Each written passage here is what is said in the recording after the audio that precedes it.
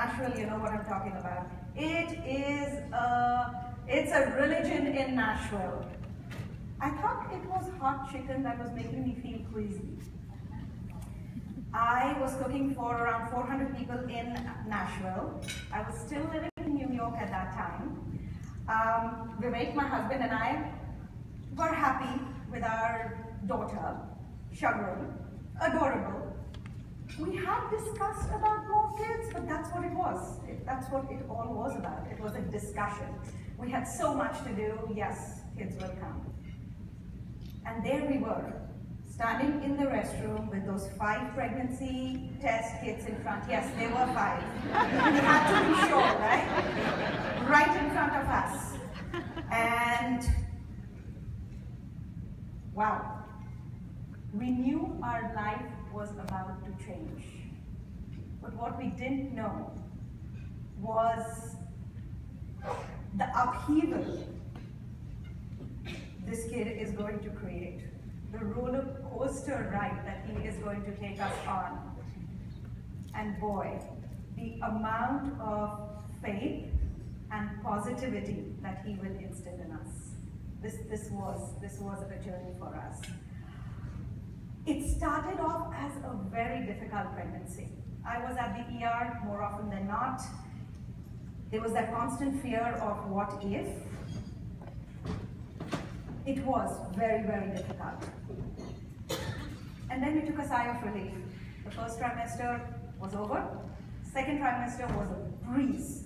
I mean, it was going so well that my doctor told me that it was fine to fly to India for my husband Vivek's brother's wedding, which we did. Went, had a great time, came back. Now it was time to get back to reality. I had to open a restaurant in Nashville. The idea was to go back to New York, have the baby, travel to Nashville once a month to see if everything was going great, continue doing Chopped, which was in New York, continue doing my events, continue doing things the way we had planned. Best laid plans, right?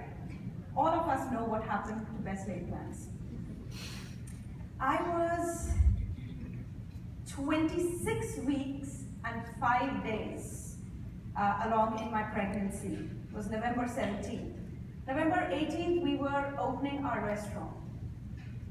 We were having a media dinner in the restaurant, and this is, for the longest time, this was the most anticipated opening in Nashville. So we had almost everybody over there.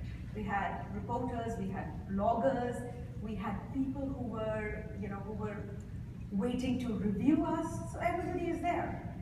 And I'm going from one table to the other, greeting, meeting, talking, shaking hands, and all of the good stuff. When suddenly, my contractions start.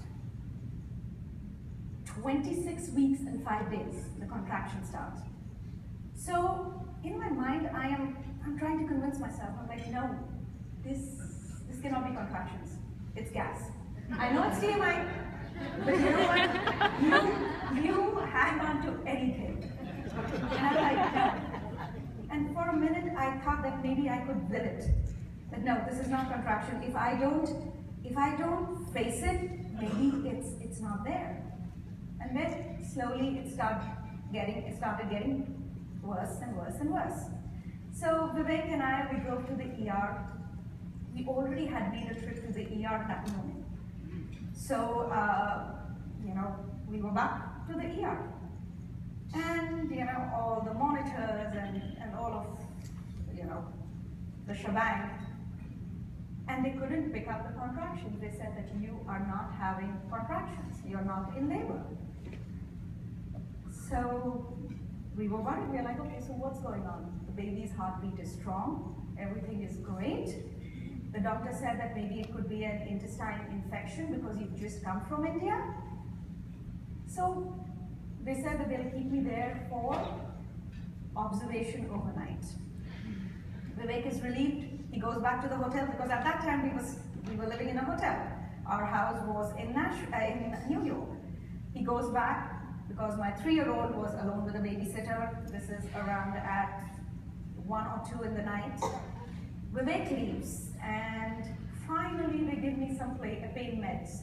I have a great tolerance for pain, but it was getting really bad.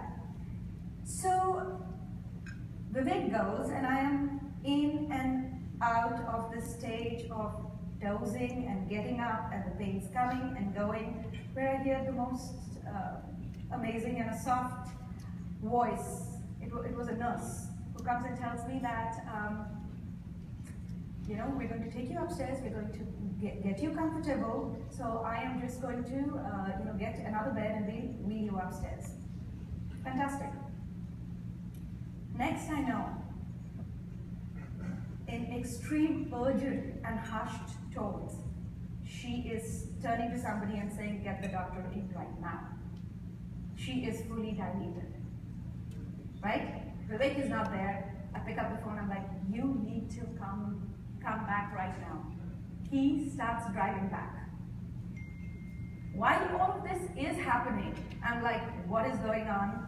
Within minutes, there is an isolate from the NICU in the room. They are NICU doctors, they are NICU nurses, there are anesthesiologists, they are doctors, they are nurses. The room gets flooded with people. And the next thing I hear is, we're going to put you under because it's too late to give you epidural. And that's it, darkness. After that, I don't remember anything. Vivek walked in when they were wheeling out our son to the NICU. 2 pounds, 12 ounces. We named him Karma because he's come with his own karma. We're like, you've done this for yourself, so yes, let's do that. Vivek and I, till date, we joke. Of course, now that it's been 8 months, we joke that we had twins on November 18th, the restaurant and the baby. And every time I look at Karma, I'm like, really, you wanted to be there for the opening? If you had been in me, you would have been. But we had other plans.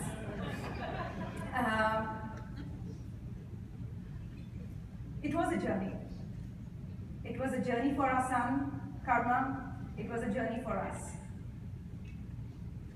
It was an amazing journey, and I wouldn't trade it for anything in the world, because what it gave us was strength, was belief, and a better understanding of what other parents go through. It's a very emotionally charged journey. It is. It's no matter how much you try to convince yourself, how much support system you have around you, you need to deal with it. It comes from inside.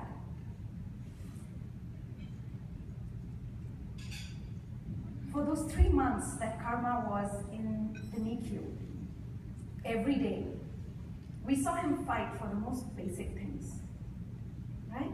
Basic things of breathing, the basic right of feeding, sleeping, to figure out that suck, swallow, breathe needed to be done together.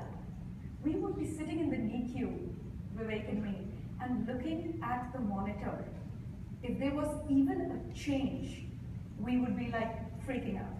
For the longest time, I'm sure that both of us had nightmares about the beeps on the monitor. But that's what it was. That was the life in NICU. We were terrified to hold him. Our own child, we were terrified to hold him. He was so small. He had wires, tubes from everywhere.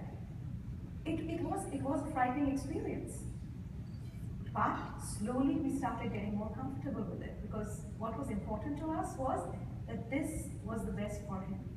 So with kangaroo care, with as much time as possible that we could spend with him, we did. At this time, I threw myself into work. The restaurant had opened. My sister had come in, who had a preemie. She was from Chicago. We requested her to take our daughter with her, because we knew that the environment at that time was it was a very depressing environment to be in. So So she has 2 kids. My mom flew in from India. They were in Chicago. And with that taken care of, I threw myself into work. We were living in a hotel. I would get up in the morning, 5:30, first call would be at the NICU. How was Karma's night?